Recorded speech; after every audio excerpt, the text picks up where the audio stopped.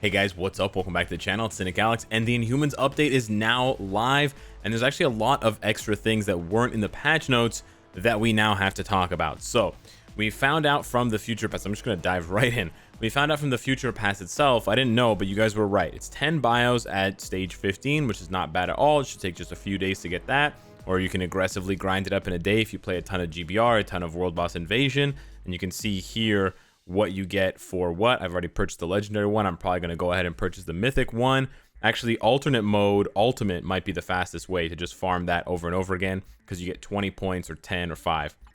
And then you get another 20 bios for him at level 31. I went ahead and picked up Dazzler from the X Gene subscription. I just have to work on her, but she is already tier 2. I just got to find her somewhere. There she is.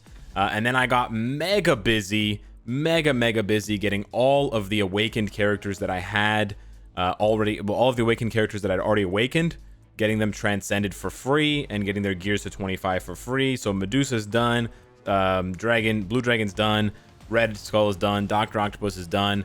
Sunbird, I'll explain why he wasn't done, but I did transcend him, and I spent 1,000 Mandalay gem fragments to awaken him. But then Beta Ray Bill's also done, and Shadow Shell is also done. So I have 7 out of 10 now, and I'm contemplating. I'm actually not going to do Cho, Red Guardian, or War Tiger, although I got their gears to 25. I may transcend Medusa, but I'll explain why I transcended Sunbird now. So I went over into the story mode, and I don't know if it's the same for every player. It might be, but I checked the alternate mode for the All War. If you've unlocked the All War and you can do the alternate mode, look at this. I need Sunbird for the last mission, and I also need Sunbird for the second mission, Frozen Kingdom, and I need Sunbird for the first mission. So 3 out of the 4 missions, I need Sunbird. Now, of course, I also need Scarlet Witch for 2 of the missions. I need Apocalypse for 2 of the missions, but and I think I need Shadow Shell for 2 of the missions.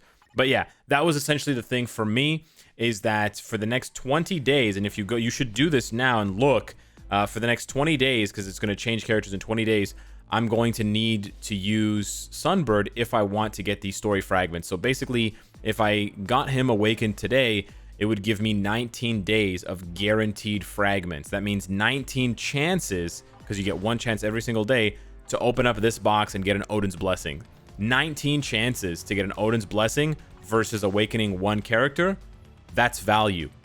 And maybe next month, I don't know, when the character bonus gets shuffled, maybe Sunbird's gonna pop up again. So that's why I went ahead and did Sunbird. So honestly, if you're not a new player, if you're like a mid-level player and you've been hoarding resources like tier 3 materials, CCF, books, and awakening / Mandalays, maybe you should look at the All War and take a look at your required characters and consider if you want to tier 3 some of them or awaken and transcend some of them just for this mission, just for these missions, because it's a shot. You know, this one's much faster to farm than the Dimensional Clash difficulty, because that one you need 9 fragments. So for that one, you know, I have most of the characters anyways. I'm missing Black Bolt and maybe some other characters that pop up here. Maybe just Black Bolt. Black Bolt, Medusa, and Cho. Yeah, I'm missing Black Bolt, Medusa, and Cho. But for this one, you don't have to do every single mission. So that's another thing you need to pay attention to. For the Dimensional Clash, unlike the All War, where you only have 4 missions and you have to complete all 4, for the Dimensional Clash, you have multiple stages. And so because you only have 9 fragments, but you have 20 stages, 9 fragments, you should pay attention and you should sort of cross-reference. So maybe I'll build out a sheet where you can fill in the characters that you need. If it's the same for everyone, I think I will do this, and we can track it month by month. And so you can see here, you know, maybe you don't have the tier 3s and the awakening characters for 1-1 or 1-2, but you have them for 1-3. So you don't have to tier 3 those characters. And then the 3 characters that you need for 1-3, you also have them for 8-2, and you also have them for 4-1 or 5-1 or whatever. You get what I'm saying?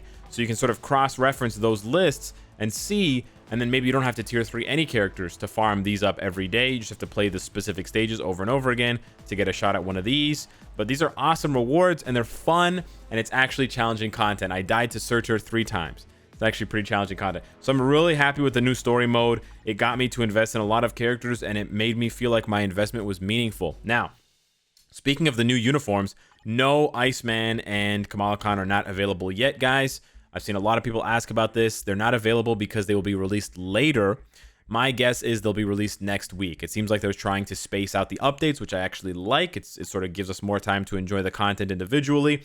And if you look at the uniform collection over here, we have a longer amount of time before the additional rewards are gone. Usually it's 2 weeks, but they've bumped it up to 20 days. So that indicates to me that they are planning to release this Kamala uniform. By the way, you don't need the Iceman uniform for this team up. You just need Medusas to Mythic, Black Bolts to Mythic, and Kamalas to Mythic. You don't even need to own Thane. Thane is just there automatically, and then Iceman is not there because Iceman's not an Inhuman.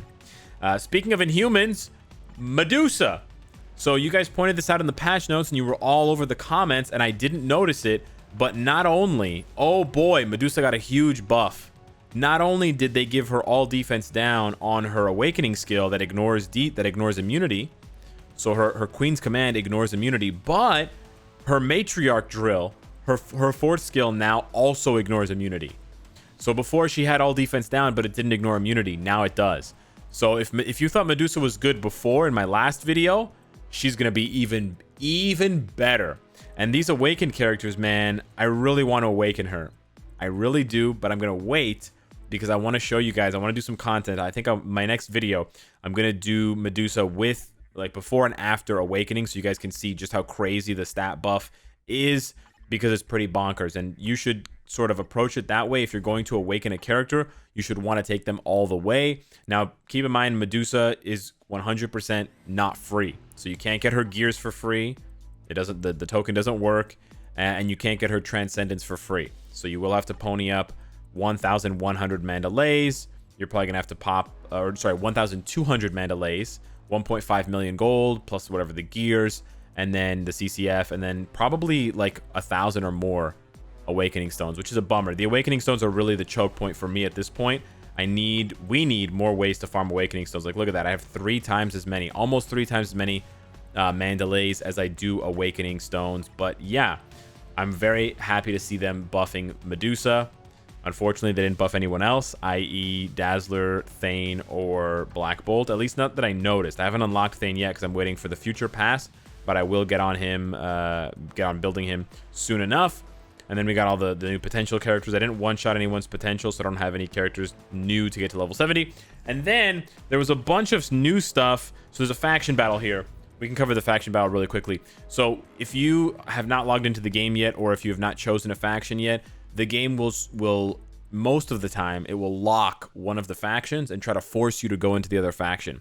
The reason why they're trying to do that is because they want it to be equal in terms of the number of players. So they're trying to adjust for that. So if you're just dying to be in the Inhuman side or the X-Men side, you can use the back button on your Android device to basically skip the page or kind of shoo the page away, and then you can try the next day. But you have to join a faction by the last day, otherwise you won't get any of the rewards. And the rewards are pretty good. You get Medusa bios for participating, and then whether you win or you lose, you get Black Bolt bios. It's not Thane bios, it's not Dazzler bios, but it's not bad either. You get you get bios for both characters. I think that's pretty good, and it's much better than nothing. And of course, you get all of the other rewards as well: the gold, the boost, the XP chips, and the energy. So it's kind of nice that they did a faction battle. The faction battles have not been reworked or improved in the 4 years that they've been around, but I would much rather they focus their efforts on, you know, fixing and reworking and improving the existing game modes rather than just like events that come around every 3 or 4 months. As far as the bonus mission, so this is where there's a lot of new stuff. So they've added 2 additional tiers to the crystal spending bonus missions. So they have up to 10,000 to get the mega rank up ticket, but now they have an extra 1,000 crystals to get 2 Titans records. This is actually really good. You're just spending an extra 1,000 crystals and you're getting a Titan record. This is very good because Titan records are normally gated behind very expensive purchases. We'll talk about what you just saw in a minute. But normally the Titan records are gated behind these packs that are worth, you know, $100+. And actually, I can't even find one in the store. I think it's this one. Did they take it out? Maybe they just took it out. Yeah, you know what? I don't know. Maybe it's the Black Bolt Relay is the only one. So you can see here, you have to spend way more than $100. For me, it's 7, then 14, then 40, then 70, then 140. So it's like $250. Now, of course, you get all the other stuff, but It's the only pack in the game, and it sells 2. So just having to spend an extra 2,000 crystals if you're desperately trying to, you know, get enough blast books for Star-Lord so you can get Beta Ray Bill and get his gears for free, or if you just tier 3'd Odin and you want to rush to get Black Bolt or whatever, it's honestly not bad spending an extra 2,000 crystals to get 2 Titans records. It's really not bad. I do think these Titan records are going to have an expiry in your inventory, so keep that in mind. The old Titan records from a long time ago, I'm talking like almost a year ago now, they don't expire, but you can't buy those anymore because they introduced the new 60-day expiry for everything that you buy. By the way, if you have Mythic Uru in your inventory like this, it's from the sort of refund for already having some of the characters' gears upgraded. Like I already had some of Mystique's gears at 25 before this update, so they gave me a free Mythic Selector that I can go ahead and use, and it's got a 7-day expiry. So that's why those are there, and you'll see gold and other things. But yeah, so this is really nice. I think this is great for people who were planning to spend lots of crystals anyways. And then the new bonus missions here, there's a bunch of new stuff. So normally they just ask you to tier 2 the characters, like to get them to level 30, get them to level 60, then tier 2 them. And they give you boost points, Norn Stones, and they give you uniform XP chips. But now they added extra ones. So if you work on their potential, and you have 2 weeks to do this, so you should get on it. If you work on their potential and get them to level 70, you get 15 uniform XP chips, level 5 uniform XP chips. Each level 5 uniform XP chip gives you 2,000. I don't have any. It gives you 2,400 or 2,300 uniform XP. That's equivalent to 230. No, 23. No, 230. Yeah, 230 run. No, 23. Listen, it's 8 o'clock in the morning. I've been up since 2 o'clock. Each level 5 uni XP chip is the equivalent to 23 runs of a level 10 dimension mission. So it's a lot of uniform XP. On top of that, you also have extra rewards for tier 2 Thane and tier 2 Dazzler. You have rewards for tier 3 Black Bolt, which is not very good. But you also have another 20 if you awaken the potential with Medusa. That's not bad at all. So a lot of extra rewards, a lot of extra stuff. I really like these changes. I think this is great.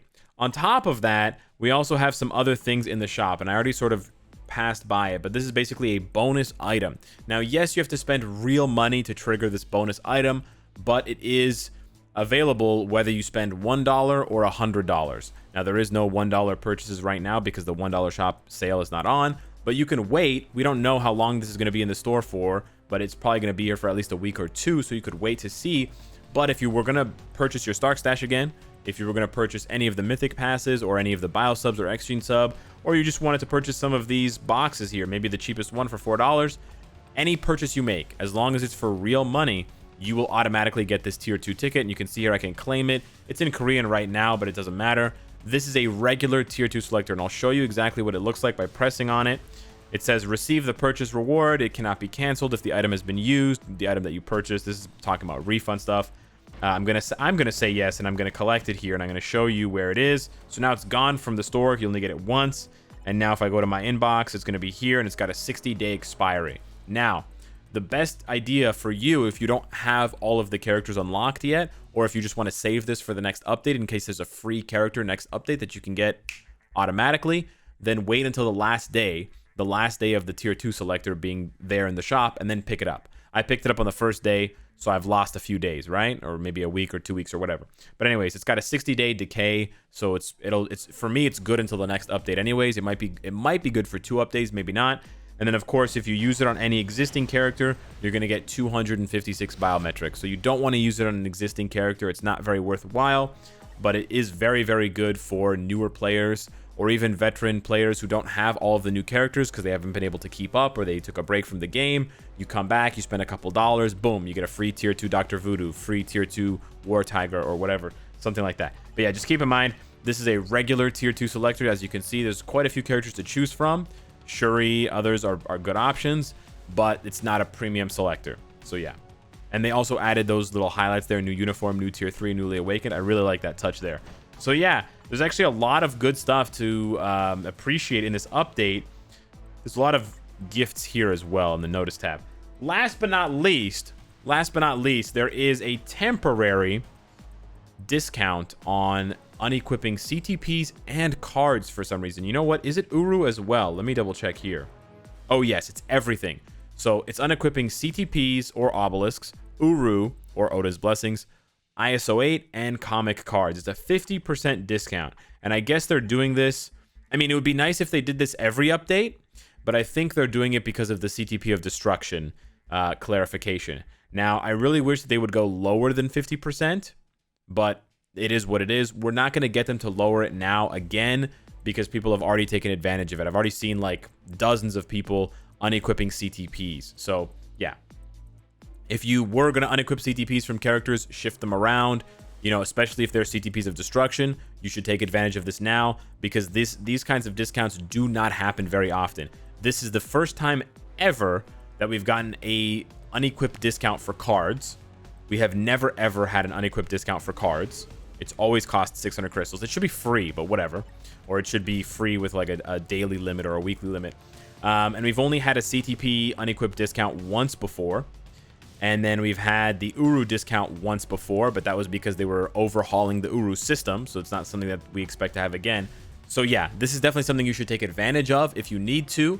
Should you be doing it sort of willy-nilly? Probably not. So, you know, be careful, be wise with your crystals. But yeah, if you have CTPs of Destruction on characters that it's not really going to work on anymore, like, it's not really... For Quicksilver, for example, a CTP of Destruction is just the same as a crit damage guard break proc. The destruction portion of it is literally doing nothing. Or like the penetration portion of it is literally being ignored. Same thing goes for Scarlet Witch, Doctor Doom, Strife, etc. So yeah, take advantage of that while it's available. But listen, Marvel Future Fight, we still need 2 custom gear slots. We have 3 ISO 8 slots. Give us the ability to purchase a second custom gear slot and swap between custom gears. Okay? And then you can still charge us 600 crystals to unequip them or whatever.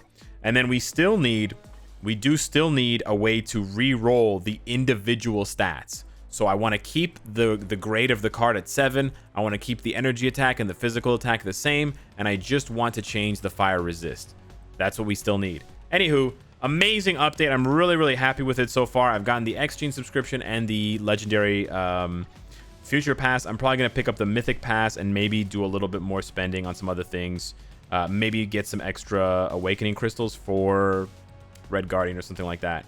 But yeah, let me know what you guys think of the update. Let me know if you find any other sort of secrets or tidbits or pieces of information. Oh, last but not least, they removed Storm from this sort of menu down here. So maybe they not tricked us. Maybe we sort of fell for it, but it wasn't actually intended. Who knows? We'll have to wait and see. Anyways, let me know what you think of the update. Thank you so much for watching, and I will see you in the next one. Take care.